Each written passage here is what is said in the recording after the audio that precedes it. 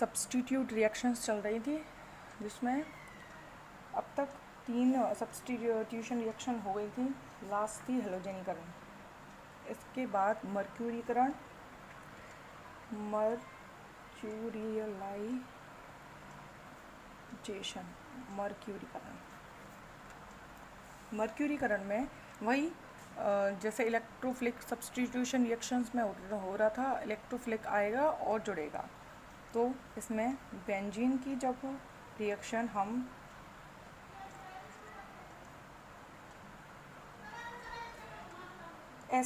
Mercuric acetate से करते हैं तो क्या होता है, इसके हाइड्रोजन का रिप्लेसमेंट कैसे हो जाता है, HgOCOCH3 कैसे हो जाता है, HgOCOCH3।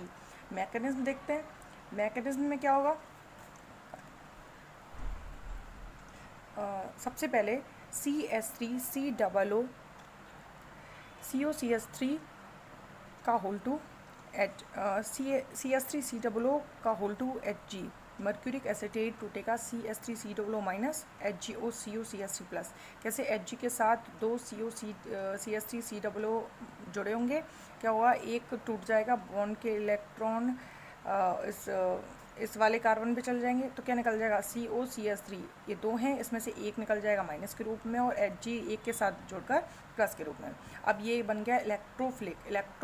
इलेक्ट्रॉन स्नेही कौन होते हैं, जिन पर खुद पर पॉजिटिव होता है और इलेक्ट्रॉन से स्नेह दर्शाते हैं। तो नेक्स्ट में क्या होगा, यहाँ पर एक हाइड्रोजन जुड़ा हुआ होगा, वही होगा, यहाँ पर 3 बॉन्ड हो गए, एक बॉन्ड तोड़ दिया, बॉन्ड के इलेक्ट्रॉन किस पे आएंगे, इस पे माइनस, इस पे प्लस, ये HgCOCH3 आकर यहाँ जुड़ गया, ये बॉन्ड सर्कुलेट होगा, यहाँ से यहाँ पहुँच जाएगा, ठीक है। इसका मतलब 1 2 3 इन तीनों पोजीशंस पे पॉजिटिव चार्ज आ रहा है, इसीलिए ये बना दिया वैलेंट इंटरमीडिएट। नेक्स्ट स्टेप में वही पॉजिटिव चार्ज यहाँ पहुँच गया होगा, पॉजिटिव चार्ज यहाँ पहुँचेगा, ये बॉन्ड टूटेगा, बॉन्ड के इलेक्ट्रॉन इस पे माइनस, इस पे प्लस, H प्लस निकल जाएगा और ये बन गया, ये हो गया मर्क्यूरीकरण। इसके बाद नेक्स्ट है फ्रिडेल क्राफ्ट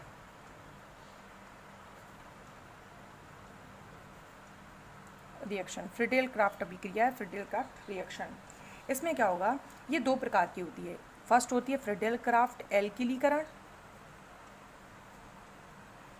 एंड सेकंड होती है फ्रिडेल क्राफ्ट एसिलीकरण। एसिलीकरण बोल दो या फिर एसिटिलीकरण।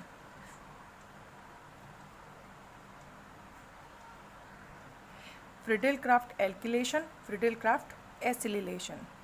तो फर्स्ट पढ़ते हैं एल्किलीकरण। अब एल्किलीकरण, अगर कोई भी R ग्रुप, R मतलब CH3, कोई भी एल्किल ग्रुप जुड़ता है, हाइड्रोजन की जगह अर्थात मीन्स हाइड्रोजन को रिप्लेस करता है CH3, तो होगा एल्किल। लेकिन अगर CH3CO ये ग्रुप हाइड्रोजन को रिप्लेस करता है तो वो हो जाता है एसिलीकरण या फिर एसिटिलीकरण। क्या होगा इसमें,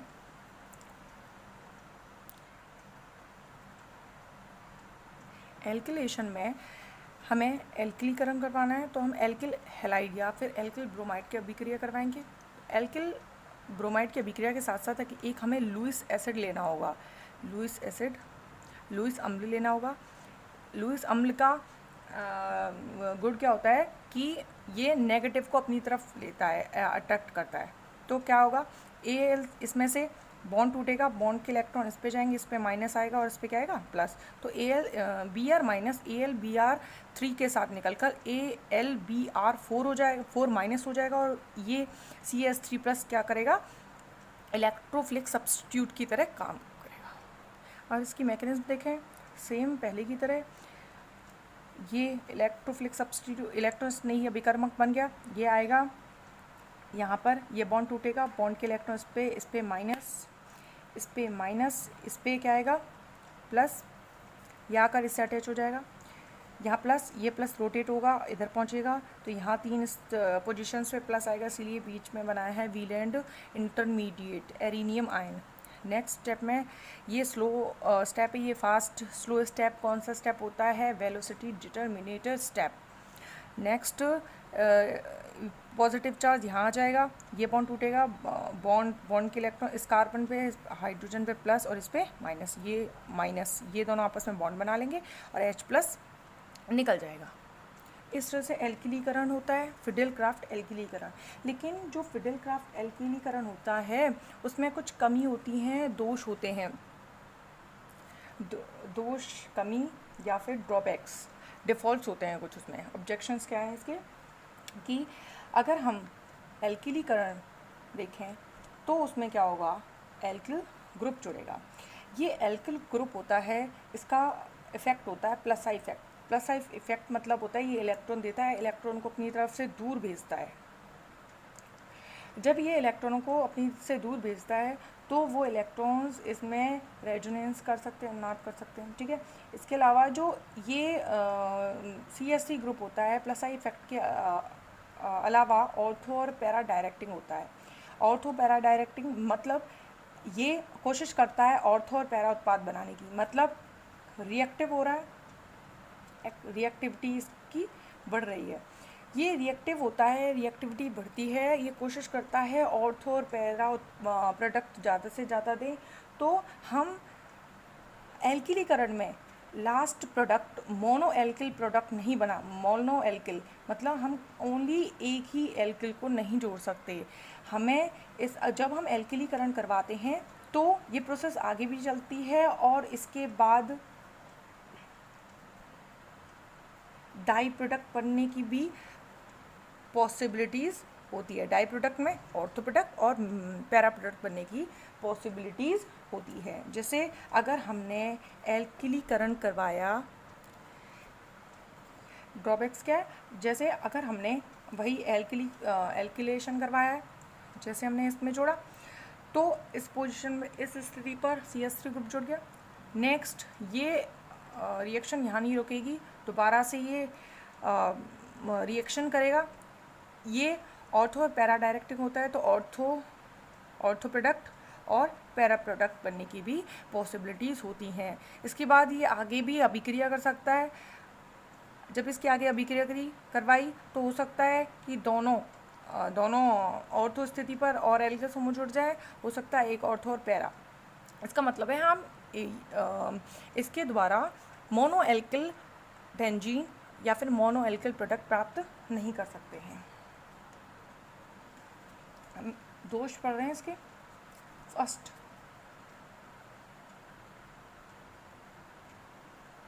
फर्स्ट ड्रॉबैक ये हो रहा। सेकंड ये होता है कि यदि किसी अभिक्रिया में कार्बोकेटाइन, देखो इसमें जो एल्किल इलेक्ट्रोफिलिक बना था वो एक कार्बोकेटाइन है, तो इसे हम कार्बोकेटाइन भी कह सकते हैं। अगर इस कार्बोकेटाइन में पुनर्विन्यास या रीअरेंजमेंट होने की पॉसिबिलिटीज़ हो तो इसका पहले पुनर्विन्यास होगा, रीअरेंजमेंट होगा, उसके बाद प्रोडक्ट बनेगा, ठीक है। जैसे कि एग्जांपल देखें, एल्किलीकरण करवा रहे हैं इसमें। अब इसमें क्या होगा? ये एल्किल हैलाइड है, इसके साथ लुईस अम्ल इस Br माइनस को ले जाएगा, AlBr4 माइनस, इससे पॉजिटिव चार्ज आया। तो प्रोडक्ट में क्या होना चाहिए था? CH2 CH3 जोड़ना चाहिए था, लेकिन हो क्या रहा है इसमें? इस वाले कार्बन से बॉन्ड बनाएं। रीज़न क्या है? इसकी मैकेनिज्म देखें तो इसे हम देखें तो इसमें क्या होगा? ये माइनस के रूप में निकल गया, इस पर क्या आ गया? Positive charge. अब अगर हम इसको देखें तो कौन सा डिग्री है? कार्बोकेटाइन 1 डिग्री प्राइमरी है।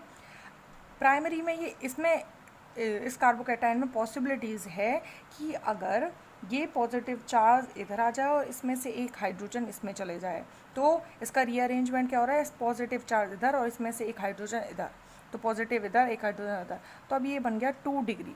2 डिग्री 1 डिग्री की तुलना में ज़्यादा स्टेबल है, इसीलिए अब ये इससे जो प्रोडक्ट बनेगा वो ही स्टेबल होगा, इसीलिए बॉन्ड बीच वाले कार्बन से बना है। दूसरा एग्जांपल भी है।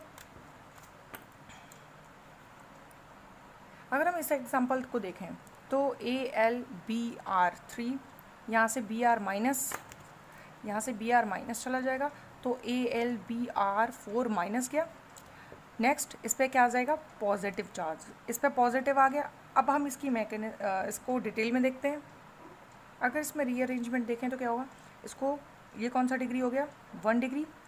अब ये 1 डिग्री है। अगर इसमें रीअरेंजमेंट करें, इस हाइड्रोजन को हम इस कार्बन पे और इस कार्बन को हम इस पॉजिटिव को इस कार्बन पे, तो क्या होगा, पॉजिटिव इधर और ये हाइड्रोजन इधर। अब ये कार्बन 3 कार्बन एटम्स से जुड़ा है, तो ये कौन सा डिग्री हो गया, 3 डिग्री। 3 डिग्री 1 डिग्री से स्टेबल है, इसीलिए बॉन्ड यहाँ से टूटेगा इस कार्बन से, लेकिन जुड़ेगा इस कार्बन से। इसमें बीच में क्या होगा, इस मैकेनिज्म में रीअरेंजमेंट हो जाएगा। ये इसकी कमी है, दोष है कि पहला दोष ये रहा, दूसरा ये रहा। इसमें क्या था, हम चाहते तो ये थे कि हमें सिर्फ एन प्रोडक्ट मतलब सीधी चेन वाला मिले। इसमें क्या था, आइसो प्रोडक्ट बने, लेकिन नियो या फिर टर्सरी प्रोडक्ट बनाए। एक नेक्स्ट ड्रॉबैक ये भी है, दोष ये भी है कि जैसे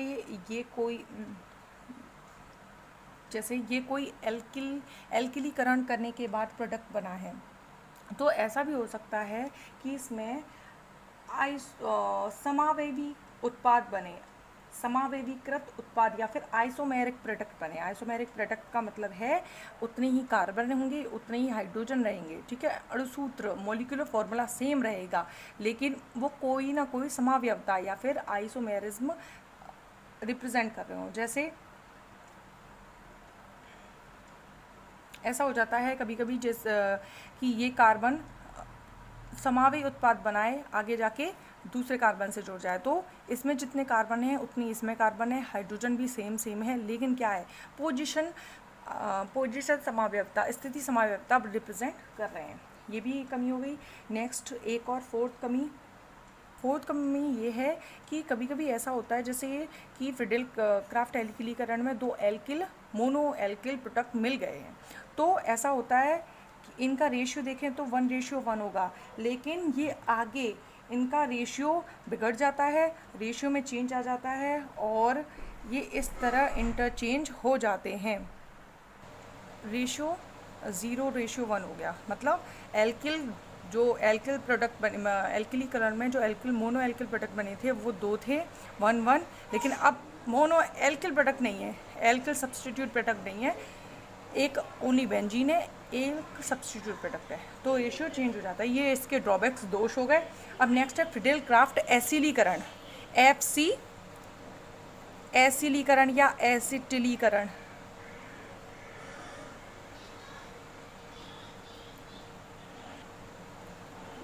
एसिटिलेशन, इसमें क्या होगा, हमें एसिल ग्रुप जोड़ना है, CH3COCl, ये है एसिड क्लोराइड।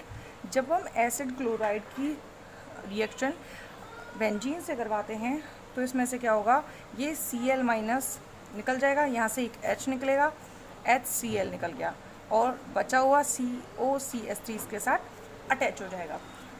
इसकी मैकेनिज्म क्या होगा, वही ये इसमें HCl नहीं निकल के वही AlCl3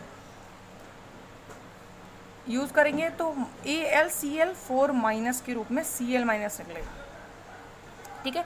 नेक्स्ट मैकेनिज्म, इस मैकेनिज्म में क्या हुआ है, acetyl chloride AlCl3 Lewis acid के साथ रिएक्ट होगा, तो AlCl3 यहाँ से Cl- को ले जाएगा और AlCl- इस पर क्या आ जाएगा, पॉजिटिव चार्ज, ये बन गया CH3C++O+। अब CH3CO+, वही बॉन्ड के इलेक्ट्रॉन इस पे माइनस, इस पे प्लस, ये इसके साथ अटैच होगा, इस पे पॉजिटिव चार्ज, इस पोजीशन पे पॉजिटिव चार्ज आ जाएगा, ये रोटेट होकर यहाँ पर पहुँचेगा, ये बॉन्ड टूटेगा, बॉन्ड के इलेक्ट्रॉन इस कार्बन पे माइनस और इधर ये प्लस आ चुका होगा, प्लस माइनस आपस में बॉन्ड बना लेंगे, H+ निकल जाएगा। नेक्स्ट टॉपिक है ऊर्जा अवस्था चित्र या एनर्जी प्रोफाइल डायग्राम। ये जो रिएक्शन हो रही है उसके लिए हम एक डायग्राम बनाएंगे, उसे कहते हैं एनर्जी प्रोफाइल डायग्राम, या फिर वे डायग्राम जिसमें किसी अभिक्रिया की गति के साथ होने वाले एनर्जी चेंजों को रिप्रेजेंट किया जाता है उसे ऊर्जा अवस्था चित्र या एनर्जी प्रोफाइल डायग्राम कहते हैं। अब डायग्राम क्या है, ये एनर्जी प्रोफाइल डायग्राम है। इसमें क्या है, ये अभिक्रिया की प्रगति, प्रोग्रेस ऑफ रिएक्शन, ऊर्जा एनर्जी, पोटेंशियल एनर्जी। इसमें क्या होगा, जैसे रिएक्शन में हुआ है एरोमेटिक कंपाउंड है बेंजीन, बेंजीन के साथ कोई इलेक्ट्रोफिलिक सब्स्टिट्यूट जुड़ेगा। जब सब्स्टिट्यूट जुड़ेगा तो फर्स्ट ट्रांजिशन स्टेट ये आएगी। इसमें जो ई है, ई मतलब इलेक्ट्रोफिलिक, इलेक्ट्रोफाइल इसके साथ अभी परमानेंटली नहीं जुड़ा है, डॉटेड बॉन्ड दिखाए हुए हैं, जबकि हाइड्रोजन जुड़ा हुआ है। नेक्स्ट इसमें क्या होगा, जब ये जुड़ जाएगा तो यहाँ पॉजिटिव चार्ज आ जाएगा और ये रोटेट होकर यहाँ पर पहुँचेगा। तो यहाँ पर पहुँचेगा तो इसकी एक स्ट्रक्चर अनुनादी संकर था, वो क्या था, ये वाला, जिसमें वीलैंड मध्यवर्ती, वीलैंड इंटरमीडिएट ये बना था। अब इसके बाद क्या होगा, ये वाला जैसे ही यहाँ पॉजिटिव चार्ज आएगा, ये बॉन्ड टूटने लगेगा, बॉन्ड के इलेक्ट्रॉन इस पर माइनस और इस पर क्या आएगा, प्लस आ जाएगा। ये बॉन्ड टूटने लगेगा तो ये डॉटेड बॉन्ड दिखाया है, अब ई परमानेंटली जुड़ गया है। नेक्स्ट में क्या होगा, H प्लस अलग हो जाएगा और ई इसके साथ परमानेंट जुड़ गया। तो इसमें एनर्जी के साथ साथ प्रोग्रेस, रिएक्शन की प्रोग्रेस हो रही है, अभिक्रिया की जो गति हुई है वो दिखाई गई है, वो रिप्रेजेंट किया है। इसके बाद नेक्स्ट टॉपिक है, हमने अभी तक इलेक्ट्रॉन से प्रतिस्थापन अभिक्रिया पढ़ी। इसके बाद है सक्रियकारी एवं निष्क्रियकारी प्रतिस्थापी प्रभाव या इफेक्ट या activating and deactivating substitute.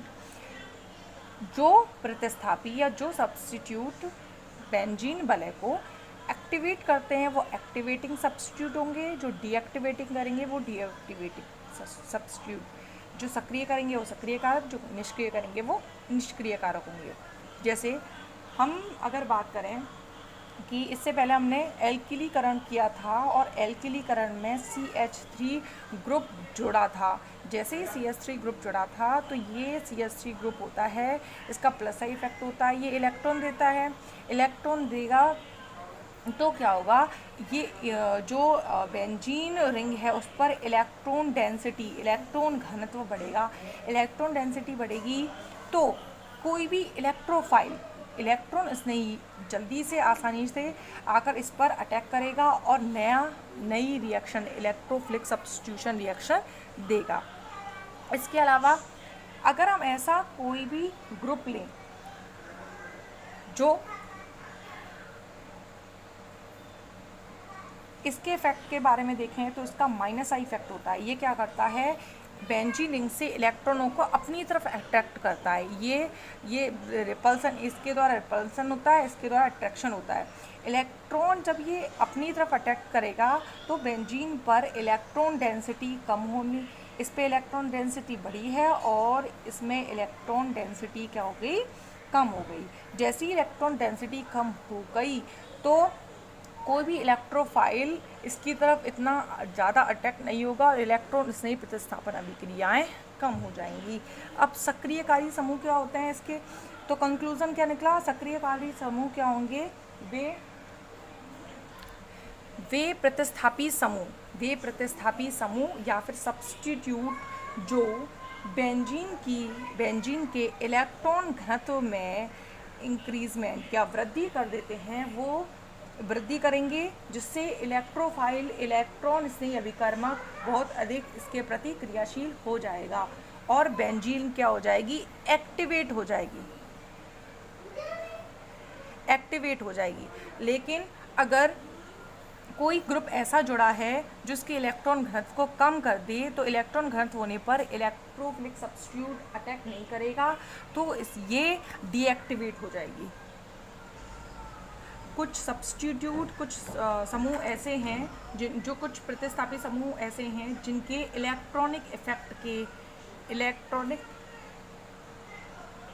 Electronic प्रभाव के आधार पर कुछ पार्ट्स में डिवाइड किया है। जैसे कि फर्स्ट है, इनका डिवाइडेशन क्या है, फर्स्ट है प्लस आई प्रभाव तथा अतिसंयुग्मन प्रभाव वाले समूह, ऐसे ग्रुप जिनका प्लस आई इफेक्ट भी हो और hyper conjugation effect conjugation effect, hyper conjugation effect भी हो और प्लस आई प्रभाव वाले समूह भी हो, तो ऐसे समूह। सेकंड, केवल माइनस आई प्रभाव वाले समूह जो माइनस आई इफेक्ट रिप्रेजेंट करते हैं। नेक्स्ट है माइनस आई और प्लस एम प्रभाव वाले, एम इफेक्ट वाले। इसमें एक कंडीशन ये है जब एक बार प्लस एम ज़्यादा होगा और दूसरी कंडीशन है एक बार माइनस आई ज़्यादा होगा। तो हम फर्स्ट वाला पढ़ते हैं, जब प्लस आई और एंड क्या है, हाइपर कॉन्जुगेशन है। इस कंडीशन में क्या होगा, प्लस आई इफेक्ट के वाले क्या होते हैं, इलेक्ट्रॉन डोनेटिंग प्रतिकर्षित करते हैं, इलेक्ट्रॉन देते हैं। और अति सिग्मन में भी, हाइपर कॉन्जुगेशन में भी क्या होता है, जो सिग्मा बॉन्ड होते हैं, सिग्मा बॉन्ड के इलेक्ट्रॉन में भी बीटा कार्बन व बीटा हाइड्रोजन के इलेक्ट्रॉन होते हैं, वो रेजोनेंस करते हैं। और जैसे ही वो रेजोनेंस करेंगे, वो जैसे इसमें देखें हैं तो इस कार्बन से जुड़े तीनों जो हाइड्रोजन है, तो हाइड्रोजन और कार्बन के बीच के जो इलेक्ट्रॉन हैं, जैसे मैंने फर्स्ट यूनिट में बताया था, ये इसके इलेक्ट्रॉन्स होंगे वो लगातार अनुनाद करेंगे और अनुनाद करके इस बेंजीन बल में आ जाएंगे, जिससे बेंजीन का इलेक्ट्रॉन उसकी इलेक्ट्रॉन डेंसिटी बढ़ जाएगी। जैसे इलेक्ट्रॉन डेंसिटी बढ़ेगी तो बेंजीन रिंग एक्टिवेट हो जाएगी। तो पहली कंडीशन में क्या है, प्लस आई, जो प्लस आई इफेक्ट देते हैं और हाइपर कॉन्जुगेशन भी होता है, उसमें इसका मतलब क्या है, इसमें प्लस आई इफेक्ट भी है और हाइपर कॉन्जुगेशन भी प्रेजेंट है। तो ये एक्टिवेट कर देंगे, तो ये ऐसे ग्रुप कौन से होंगे, एक्टिवेटिंग ग्रुप होंगे। इसके अलावा जो प्लस आई वाले ग्रुप होते हैं वो ऑर्थो और पैरा डायरेक्टिंग होते हैं, मेटा डायरेक्टिंग नहीं होते हैं, क्योंकि जो प्लस आई इफेक्ट के कारण जो इलेक्ट्रॉन डेंसिटी बढ़ती है वो ऑर्थो और पैरा पोजीशंस पे बढ़ती है, जहाँ पर इलेक्ट्रोफाइल आराम से आक्रमण कर सकता है, मेटा स्थिति पर नहीं बढ़ती है। तो मेटा स्थिति पर इलेक्ट्रॉन घनत्व कम होता है, इनकी तुलना में मेटा स्थिति पर इतना इलेक्ट्रॉन घनत्व नहीं होता, इलेक्ट्रोफाइल इस पर आक्रमण कभी नहीं करता है। हमेशा प्लस आई ग्रुप वाले समूह जैसे कि ये ऑर्थो पैरा डायरेक्टिंग होते हैं। इसके अलावा सेकंड है माइनस आई प्रभाव वाले समूह। इसके एग्जाम्पल की बात करें तो एक ये है, इसमें क्या होगा, इस वाले ग्रुप में दोनों इफेक्ट दिस एंड दिस दोनों ही प्रेजेंट है, तो ये एक्टिवेट हो जाएगी बेंजीन। नेक्स्ट अगर ये देखें माइनस आई प्रभाव, सेकंड माइनस आई इफेक्ट वाले ग्रुप्स को देखें तो उसमें क्या होगा कि अगर बेंजीन के साथ अधिक संख्या में माइनस आई इफेक्ट, इनका Cl का माइनस आई इफेक्ट होता है, ये इलेक्ट्रॉनों को अपनी तरफ अट्रैक्ट करते हैं। माइनस आई इफेक्ट होगा तो ये बेंजीन से अपनी तरफ इलेक्ट्रॉनों को अट्रैक्ट करेंगे, अपनी तरफ इलेक्ट्रॉन्स को ले लेंगे, तो बेंजीन पर इलेक्ट्रॉन घनत्व की कमी हो जाएगी। ये कमी भी ऑर्थो और पैरा स्थिति पर होती है। अगर ये जो कमी होगी ऑर्थो और पैरा स्थिति पर, इलेक्ट्रॉन डेंसिटी क्या हो जाएगी, ऑर्थो और पैरा स्थिति पर इलेक्ट्रॉन डेंसिटी कम हो जाएगी।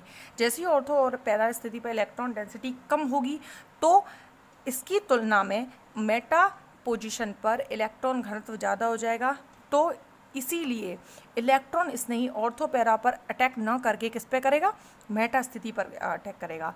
तो माइनस आई प्रभाव वाले जो ग्रुप्स होते हैं वो बेंजीन को डीएक्टिवेट कर देते हैं और साथ में मेटा डायरेक्टिंग होते हैं। क्यों? क्योंकि ये डीएक्टिवेशन करते हैं ऑर्थो पैरा पर इलेक्ट्रॉन घनत्व को कम कर देते हैं। जैसे ही इलेक्ट्रॉन घनत्व कम होगा तो ऑर्थो पैरा पर इलेक्ट्रोफाइल आकर अटैक नहीं करेगा, मेटा स्थिति पर करेगा। तो माइनस आई प्रभाव वाले इसीलिए मेटा डायरेक्टिंग होते हैं, प्लस आई प्रभाव वाले ऑर्थो और पैरा डायरेक्टिंग होते हैं। इसके बाद नेक्स्ट है माइनस आई तथा प्लस एम। माइनस आई भी इफेक्ट हो और प्लस एम भी हो। उसमें फर्स्ट और सेकंड कंडीशन है।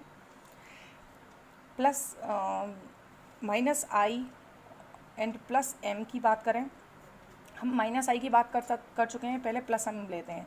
प्लस एम मीन्स है मीजोमेरिक इफेक्ट जो अगर हम माइनस आई की बात करें तो उसके साथ प्लस एम की बात करना ज़रूरी नहीं है, लेकिन अगर हम प्लस एम की बात करते हैं तो उसके साथ माइनस आई की बात भी होती है, क्योंकि जो प्लस एम इफेक्ट रिप्रेजेंट करते प्रदर्शित करते हैं वो माइनस आई इफेक्ट भी प्रदर्शित करते हैं। और प्लस एम प्रभाव वाले समूह कौन से होते हैं? वे ग्रुप्स जिन बेंजीन रिंग से जुड़े वे ग्रुप्स जिनमें कम से कम एक एकांकी इलेक्ट्रॉन युग्म मतलब लॉन पेयर उपस्थित होना चाहिए। फिर क्या होता है लॉन पेयर? जैसे कि अगर हम बात करें इस OH की, तो ये OH होता है, इस पर 2 लॉन पेयर होते हैं, तो ये OH एक प्लस M प्रभाव वाला समूह है। ये क्या करेगा? ये लॉन पेयर बेंजीन के पाई बॉन्ड के साथ संयुग्मन में होंगे, कॉन्जुगेशन में होंगे और बेंजीन के साथ अनुनाद करके अनुनादी संरचनाएं बनाएंगे, जिससे बेंजीन की इलेक्ट्रॉन डेंसिटी, इलेक्ट्रॉन घनत्व में वृद्धि हो जाएगी और इलेक्ट्रोफाइल आसानी से आक्रमण करके, अटैक करके इलेक्ट्रोफिलिक सब्स्टिट्यूशन रिएक्शन देगा। इलेक्ट्रोफिलिक सब्स्टिट्यूशन रिएक्शन किसके कारण है? प्लस M इफेक्ट के कारण। इसीलिए ये प्लस M प्रभाव वाले ग्रुप्स एक्टिवेट करते हैं बेंजीन को, तो ये एक्टिवेटिंग ग्रुप होंगे।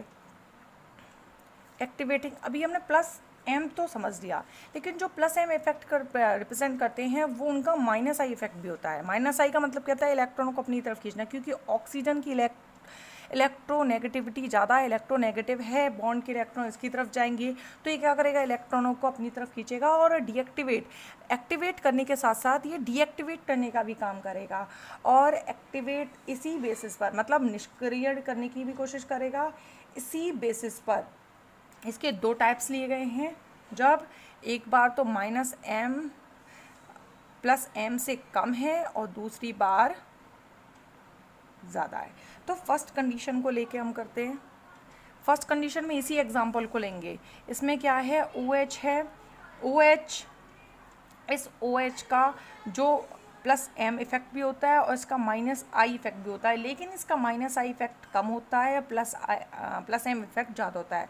अब क्या होगा? माइनस I इफेक्ट कम है तो प्लस M इफेक्ट जब ज़्यादा पड़ रहा है तो एक्टिवेट करने की कोशिश करेगा।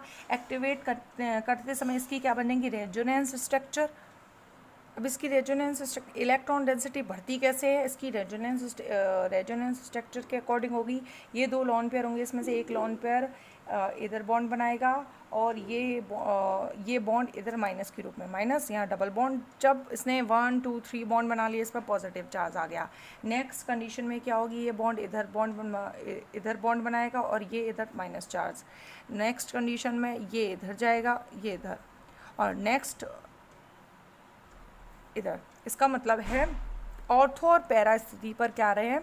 माइनस चार्ज आ रहा है। ऑर्थो और पैरा स्थिति पर ही इलेक्ट्रॉन डेंसिटी बढ़ेगी, इसीलिए ये भी ऑर्थो पैरा डायरेक्टिंग होते हैं, लेकिन ये एक्टिवेटिंग ग्रुप हैं। क्यों? क्योंकि इनका माइनस आई इफेक्ट कम होता है। लेकिन अगर हम दूसरी कंडीशन की बात करें तो दूसरी कंडीशन का एग्जांपल लेते हैं, उसमें Cl।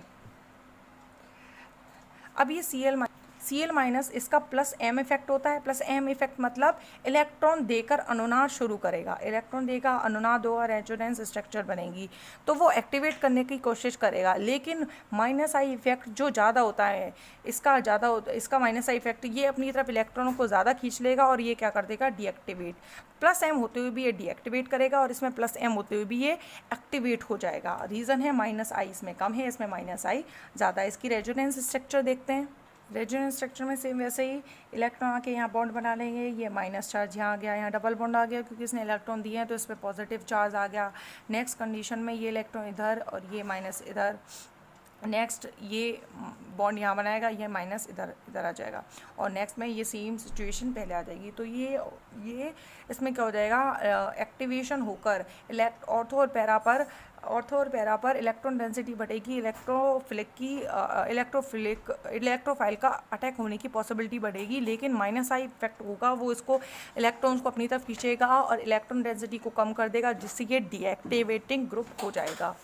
इस बेसिस पर डिवाइडेशन किया गया था। ये टॉपिक एक्टिवेशन एंड डीएक्टिवेशन या फिर एक्टिवेटिंग या डीएक्टिवेटिंग ग्रुप फिनिश हो गया। इसके बाद नेक्स्ट टॉपिक है अभिविन्यास, ओरिएंटेशन। इसे हम नेक्स्ट वीडियो में पढ़ेंगे।